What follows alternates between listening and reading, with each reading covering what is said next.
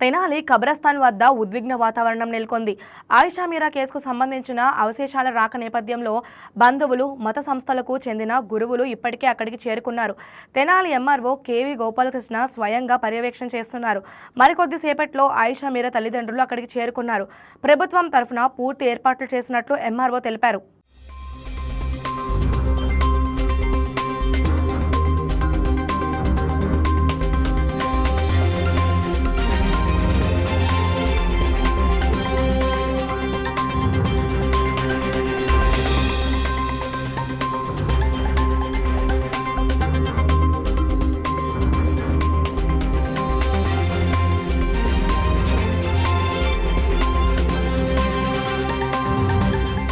ప్రస్తుతం KV Gopalakrishna Tenali MRO ఉన్నారు. ఈ ఖననానికి సంబంధించి కబర్స్థాన్ దగ్గర తగిన ఏర్పాట్లు చేయటంలో వారి భాగం కూడా ఉన్నది. దీనికి సంబంధించి వివరాలు అడిగి తెలుసుకునే ప్రయత్నం చేద్దాం. చెప్పండి గోపాలకృష్ణ గారు, ఇక్కడ ఖననానికి సంబంధించి మీరు ఏ ఏర్పాట్లు చేశారు?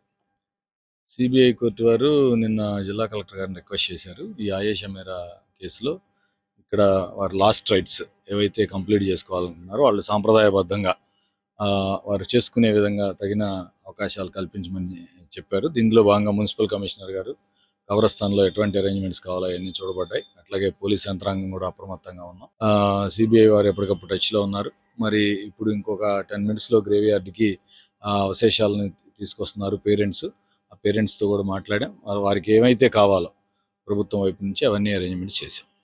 ప్రధానంగా వారు ఏం కావాలని చెప్పి అడుగుతున్నారు మిమ్మల్ని?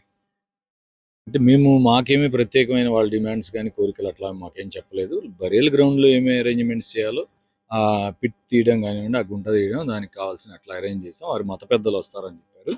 వారి సాంప్రదాయ పద్ధతిలో వారి కార్యక్రమం చేసుకుంటారు.